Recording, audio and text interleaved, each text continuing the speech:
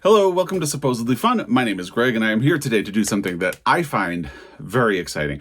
I am not a person for TBRs or pile of possibilities, as I like to refer to them, but for some reason, even though I'm not a huge TBR person or pile of possibilities person, I love planning a pile of possibilities for Pride Month, which is June. Every June, I love to read queer books, queer authors, and celebrate queer stories. It is a good thing to do. As my t-shirt says, I like to read with pride. So hopefully you will be joining me in reading with pride in the month of June. I do this every year. I love it. I have been obsessing for 2 months now about what is going to be on my list, keeping a list of ideas. It got very unwieldy, and I did cut it down.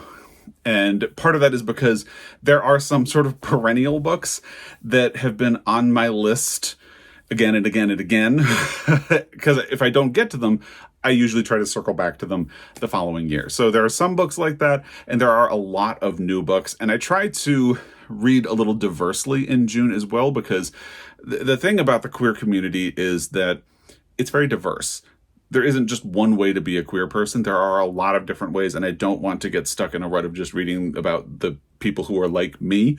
So I am hoping that you will agree that this is a pile of possibilities that encompasses a broad spectrum of stories and experiences of the world. It was really hard getting it down to this number. I think it's 21. I don't have an official count, which is not an even number like 20 or 25, but it just felt like the right amount of books. And hopefully the ones that I cut are books that will either be back on my pile of possibilities next year, or I will be getting to at some point in the rest of the year, because you can read Pride books any month out of the year. It's not just for June. It's just that I emphasize it in June. So again, I am not a TBR person. I'm a mood reader. And the reason I like the term pile of possibilities instead of TBR is that, to me, pile of possibilities implies a list of books that you can choose from, which is exactly what I like to think of a TBR as. TBR, which stands for to be read, feels more strict. Like, these are things you need to read. I like the flexibility. And part of why I have such a long list of books that I'm going to be choosing from is that I like to give myself a lot of options. I don't intend to read all of these books this month. That would be impossible, for me at least. I like to give myself options for some serious books, some books that might be a little bit lighter if I need something to, pep me up and things like that. Just a lot of different options. A lot of options for print. Some of these are also available on audio. So, because I always have one physical book and one audiobook going at the same time. So I have some that I would do on audio, some that I would do in print, some that I have the option of doing either way. So without further ado, let's jump into this list, because I can't wait to talk about these books with you. And if you have a pile of possibilities of your own for Pride Month or recommendations for me, please let me know in the comment section down below. The first book that I am putting on my pile of possibilities for Pride Month. How many times do you think I can say pile of possibilities in this video? I don't know. Somebody count if you want. Because I'm filming it right now. I have no idea. Anyway, the first book is All the World Beside by Jared Conley. Jared Conley wrote the book Boy Erased, which I did listen to on audio a few years back and liked. I believe this is his first novel, and I have heard great things about it. I got a recommendation from a viewer, and that really made me look at it a little more closely. It sounds fascinating. So I would like to read this. This is probably something I would look for on audio. Here is the description. I'm going to do very quick descriptions of all of these books. So if you are unfamiliar with them, you can get a sense of whether or not you would like to read them as well. I will have affiliate links to all of these books in the description box down below.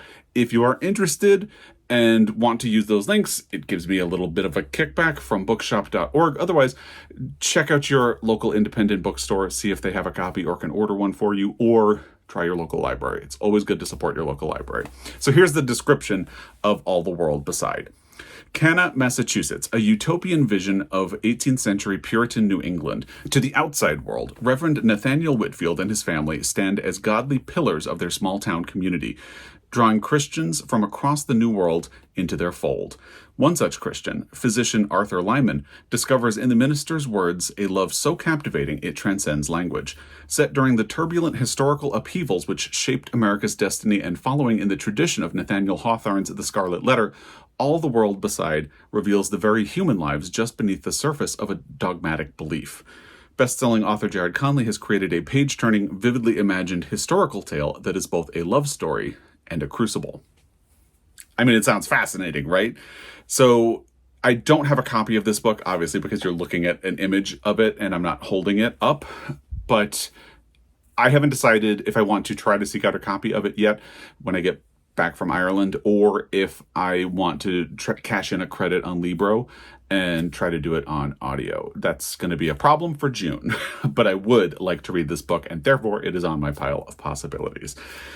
Mark another pile of possibilities mention off. And again, the next one is one of those perennials for my pile of possibilities. Again, it's Cantoras by Carolina de Robertis. I have heard so many good things about this book, and for whatever reason, it keeps slipping away from me, and I would really like to get to it. So maybe this will be the year that I finally do. The description of this one is: in defiance of the brutal military government that took power in Uruguay in the 1970s, and under which homosexuality is a dangerous transgression, 5 women miraculously find one another, and together an isolated cape that they claim as their own.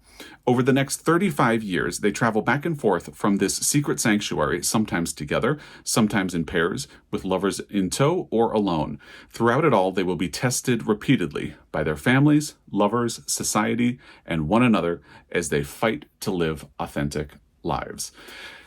Honestly, it's kind of astonishing to me that I haven't managed to read this book yet, so maybe this is going to be the year. However, there are a bunch of books that I could also say that about on this list. So maybe I'll get to Cantoras and maybe I won't, but this would be a prime candidate for me to read later in the year if I don't get to it in June, because again, Pride reading doesn't stop just because June is over. The next one is A Boy's Own Story by Edmund White. I have been wanting to read this book for about 15 or 20 years at this point, and I have been failing at life. This is a queer classic. It is the first in a trilogy of books by Edmund White. They are sort of landmark queer fiction books, and I just need to read them. I've never read an Edmund White book. Ridiculed by his classmates and beset by aloof parents and a cruel sister, the unnamed narrator of Edmund White's first autobiographical novel finds solace in literature, works of art, and his own fantastic imagination. But as he strives to forge new friendships, his yearning to be loved by men in his life evokes a crushing sense of shame and a struggle to accept who he is. Lyrical and poignant, A Boy's Own Story, the first of a trilogy followed by The Beautiful Room is Empty and The Farewell Symphony, is an American literary treasure that became an instant classic upon publication for its pioneering portrayal of homosexuality. So I think you get a sense of why I feel like I need to read this. And Edmund White feels like a glaring hole in my literary world or reading because I haven't read him yet. And I should mention Paul Monette is another author that is in the same category. He's one of the authors that I cut just at the last minute. And I already feel really bad about that, so I reserve the right to add Paul Monette back in. But, anyway, Edmund White is sort of in the same camp as that. Then we get to The Blackwater Lightship by Colm Tóibín. Maybe you're tired of hearing me talk about this author. Maybe you're tired of hearing me talk about this book, because I say it a lot. I feel like I am on a journey with Colm Tóibín, and I haven't even read one of his books yet because I keep going a little bit back and forth about which one I want to read first. You could make a really good argument for Brooklyn, since a sequel to Brooklyn just came out called Long Island, but I feel like The Blackwater Lightship is the one that I am convinced most of the time will and should be the first book of his that I read. So really, I just need to read one of his books so I can stop this, like, which one am I going to do first, and just start actually reading. This is not supposed to be a happy book, and that is part of the reason that I have not gotten around to it yet. And when we do the description of it, you will see why it is.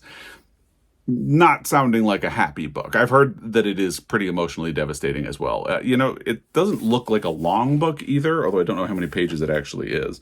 It is 273 pages, and the font is actually pretty large, so that's not bad right there. Here is what it says. It is Ireland in the early 1990s. Helen, her mother, Lily, and her grandmother, Dora, have come together to tend to Helen's brother, Declan, who is dying of AIDS. With Declan's two friends, the six of them are forced to plumb the shoals of their own histories and to come to terms with each other. Shortlisted for the Booker Prize, The Blackwater Lightship is a deeply resonant story about three generations of an estranged family reuniting to mourn an untimely death. I think you get the picture of why this is a sad book. And I think the sadness is kind of what's kept me away from it because, life has been a roller coaster over the last few years. Hopefully I'm in an okay place to make this the year I finally get to it. And the other thing about Brooklyn is that it's about a straight woman. So the Blackwater Lightship feels like it fits the intention of Pride Month a little bit more. Maybe that's a little bit arbitrary, but here we are. So that's the Blackwater Lightship. And let's get to the next one, which is a brand new book, The Guncle Abroad by Stephen Rowley. Now, I read The Guncle, I think it's 2 years ago at this point, and when it had first come out, I kind of blew it off and didn't take it very seriously, but then I started hearing really good things about it, so I started kind of thinking, well, I might try it at some point. I'm not in any rush, though. And then Joel read it, and he loved it. So I knew that I had to catch up to it, and I read it, and I really loved it. I think, shame on me, I had kind of assumed that because of the title, because of the cover design, it was going to be a very frivolous kind of throwaway book and just kind of silly. Although there is room for things like that. Everybody needs a little silliness now and then, so I don't want to denigrate silliness. I was concerned that it would be empty calories, if that makes sense.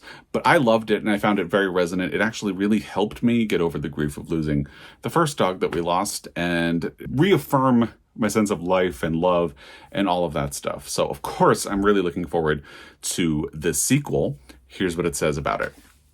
Patrick O'Hara is back. It's been 5 years since his summer as his niece Maisie and nephew Grant's caretaker after their mother's passing. The kids are back in Connecticut with their dad, and Patrick has relocated to New York to remain close by and relaunch his dormant acting career. After the run of his second successful sitcom comes to a close, Patrick feels on top of the world. Professionally. But some things have had to take a back seat. Looking down the barrel of 50, Patrick is single again after breaking it off with Emery. But at least he has family to lean on, until that family needs to again lean on him. And I believe his brother is getting married in Europe, so Patrick takes Maisie and Grant to Europe, and they have a sort of European adventure, and lots of feelings are discussed, and I'm sure life is affirmed all over again. I'm really looking forward to this book. This feels like an absolute certainty for this month, because I feel like I just need to read that book. Then we have A Place Called Winter by Patrick Gale.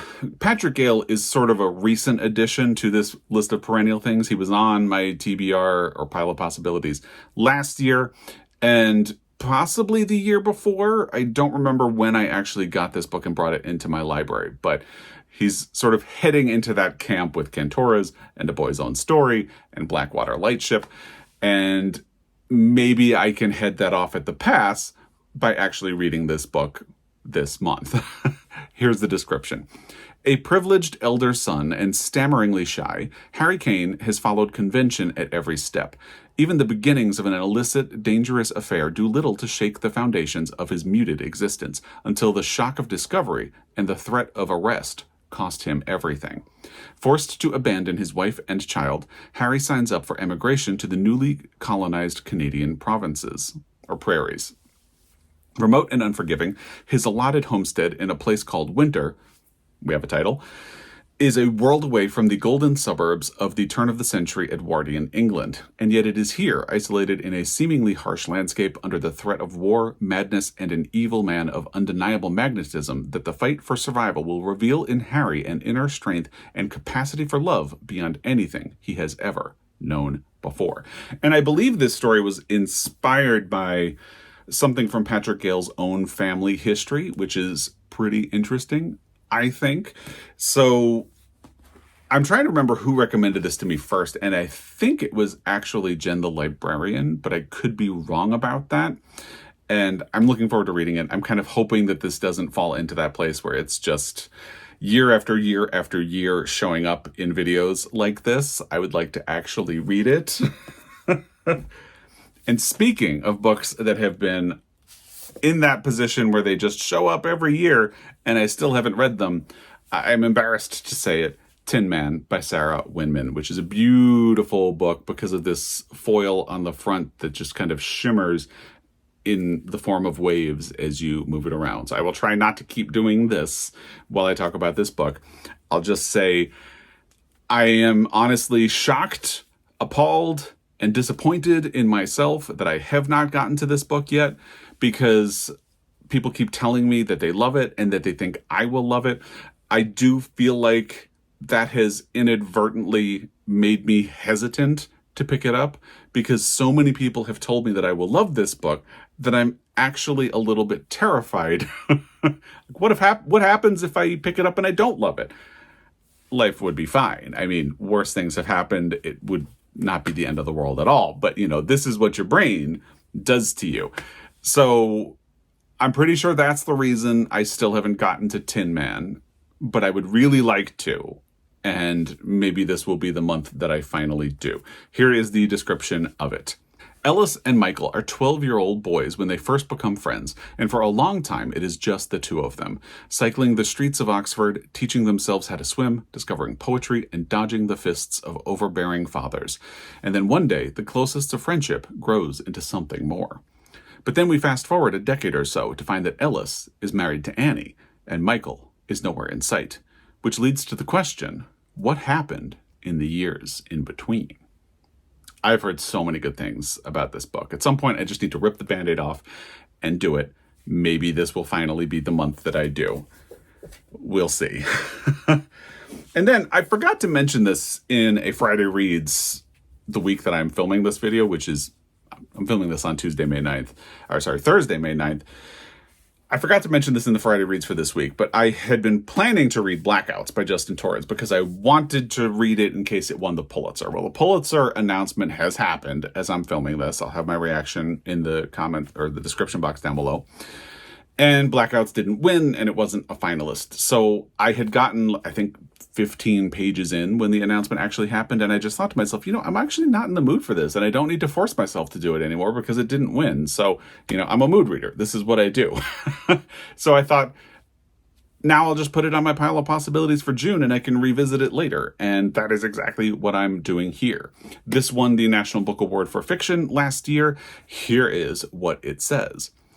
A book about storytelling, its legacies, dangers, delights, and potential for change, and a bold exploration of form, art, and love. Justin Torres' Blackouts uses fiction to see through the inventions of history and narrative. A marvel of creative imagination, it draws on testimony, photographs, illustrations, and a range of influences as it insists that we look long and steadily at what we have inherited and what we have made. A world full of ghostly shadows and flashing moments of truth. A reclamation of ransacked history, a celebration of defiance, and a transformative encounter. Blackouts mines the stories that have been kept from us and brings them into the light. So this is inspired by a book that had been heavily censored and plays with the idea of censorship to try to reveal stories that have been deliberately hidden, as that implies. And of course, these are mostly queer stories that it is exploring. So it would be a natural fit for Pride Month. Ignore my calendar. And maybe this will be when I actually get to that book. I almost took Alec by William DeCanzio off of my list and kept Paul Monette, and at the last minute I decided to keep this, and I might make a switch. We'll see. I decided to keep this because I reread Maurice, or Morris if you're in the UK, last year, and I had been thinking that I wanted to do Alec sort of close to my reread of Maurice, and the further I get away from it, the less that's a possibility. So this is a sequel to Maurice by E.M. Forster, in case you can't tell. So here's the description of it, since I've already kind of spoiled as much as you can spoil what this is about.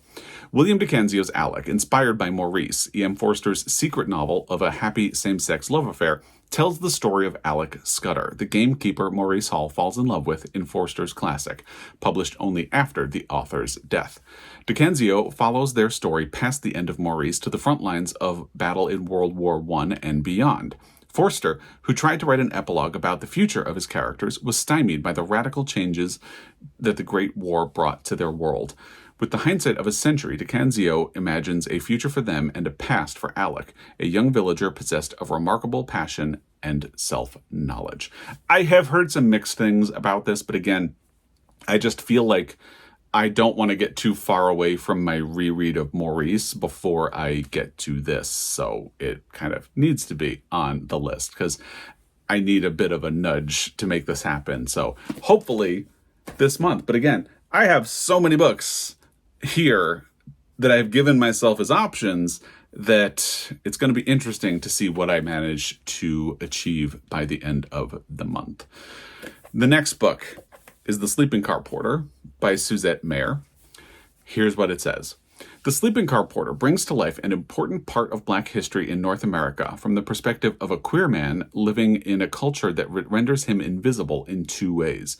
Affecting, imaginative, and visceral enough that you'll feel the rocking of the train, The Sleeping Car Porter is a stunning accomplishment. So this was, the cover says it's a finalist for the Giller Prize. I think it actually won. It won something. And it might have been the Carol Shields Prize. I think it was a finalist for the Carol Shields Prize, but it won one of those, and I haven't looked up which, and this is not helping me because all it says is finalist.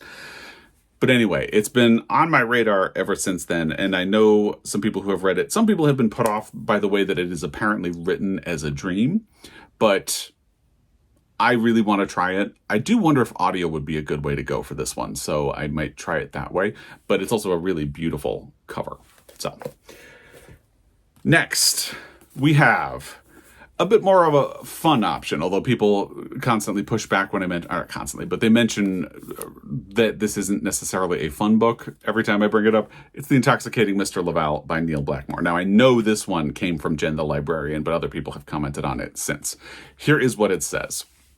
Brothers Benjamin and Edgar have so far led a quiet life, but change is afoot as they enter a world of glorious sights of people of quality on their grand tour of Europe. But a trunk full of powdered silver wigs and matching suits isn't enough to embed them into high society. As Edgar clings to conventions, Benjamin pushes against them.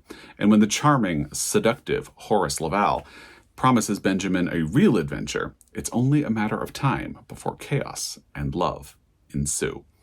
So, I mean, apparently it's a little more serious that you don't necessarily want to call it fun, but to me, it still feels like it would be a bit of escapist literature. And maybe that's a little more of what I mean when I say this. So that's The Intoxicating Mr. Laval by Neil Blackmore. And that takes us to a former National Book Award for Fiction finalist, The Town of Babylon by Alejandro Varela. I have been wanting to keep up to this book, and this is another case of me trying not to let too much time pass so this book doesn't turn into a Tin Man or in A Boy's Own Story or any of those other books that I have talked about here, because I do want to read this book and I don't want to forget about it. I don't want to be here in like 5 years talking about how I want to read this book. It's going to happen to some of them, but maybe I can prevent it from happening to some of them. Here's the description. In this contemporary debut novel, an intimate portrait of queer, racial, and class identity, Andre, a gay Latinx professor, returns to his suburban hometown in the wake of his husband's infidelity. There he finds himself with no excuse not to attend his 20-year high school reunion, and hesitantly begins to reconnect with people he used to call friends. Over the next few weeks, while caring for his aging parents and navigating the neighborhood where he grew up, Andre falls into old habits with friends he thought he had left behind. Before long, he unexpectedly becomes entangled with his first love and is forced to tend to past wounds. Sounds really good. I have been wanting to read this. Maybe I will finally get to it. We'll see. Now we have Pretty, a memoir by K.B. Brookins. Here's what it says.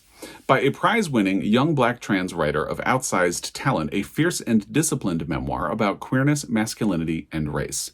Even as it shines a light on the beauty and toxicity of black masculinity from a transgender perspective, the tropes, the presumptions, Pretty is as much a powerful and tender love letter as it is a call for change.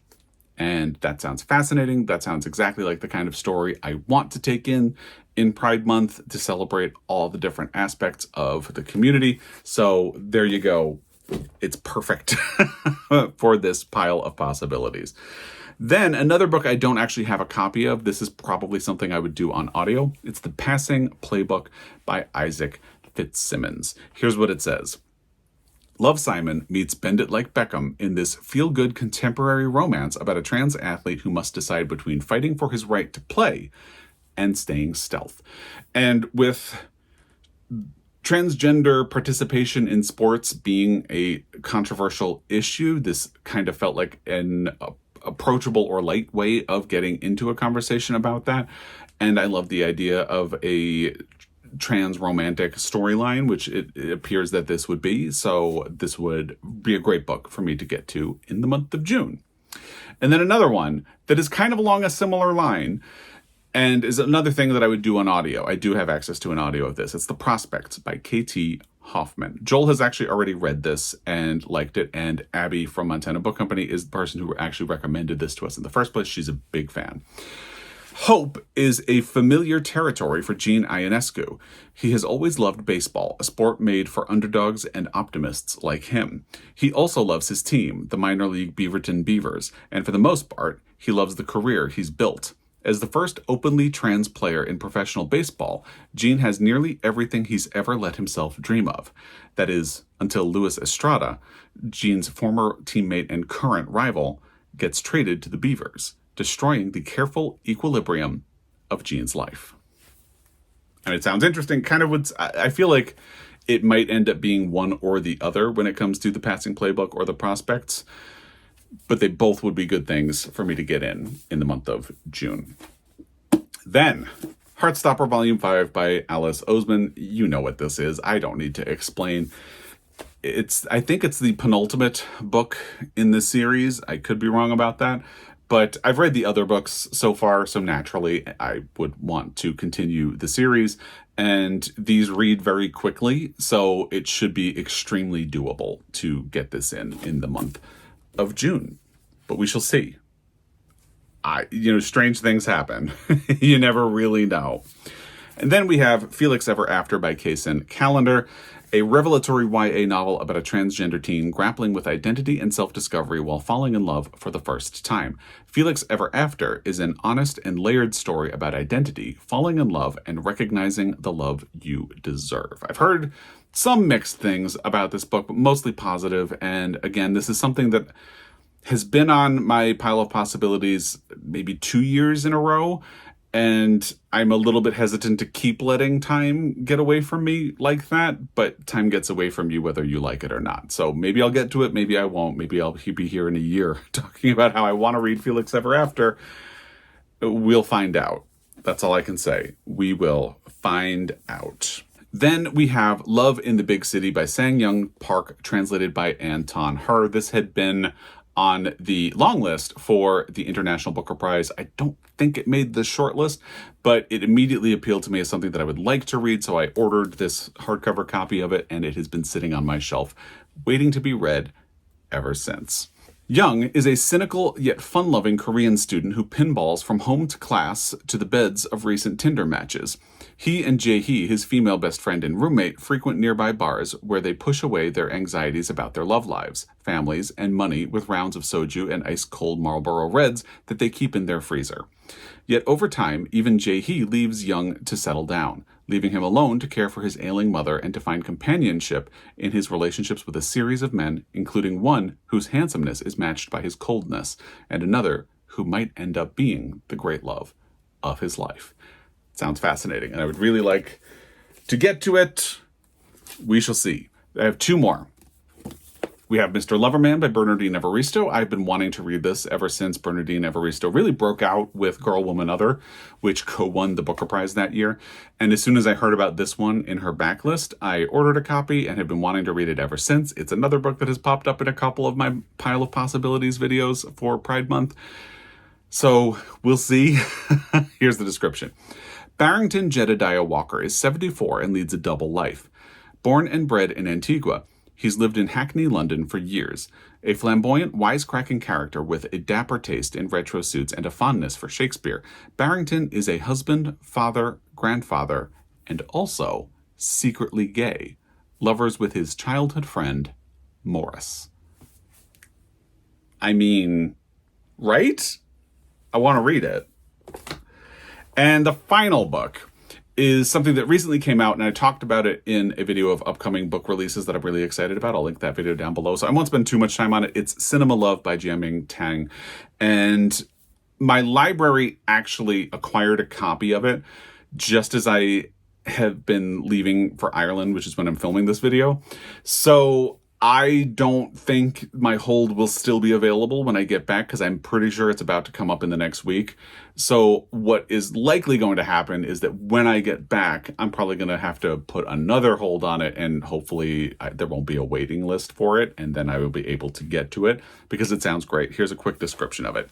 Spanning 3 timelines, post-socialist China, 1980s Chinatown, and contemporary New York, Cinema Love is an exceptional and moving epic about men and women who find themselves in forbidden relationships, the weight of secrets, and the way memory forever haunts the present. That is my Pile of Possibilities for Pride Month 2024. I hope you will join in and read some queer stories and queer authors this month and beyond, because again, it doesn't have to be June to read queer stories. It's just kind of fun to do it in the month of June anyway. So I hope you will join. I hope you will let me know what you plan to read during the month of June in the comment section down below. And if you have recommendations for me, I would love to hear those in the comment section down below as well. As always, I really appreciate your time, and I will be back. Until next time, happy reading.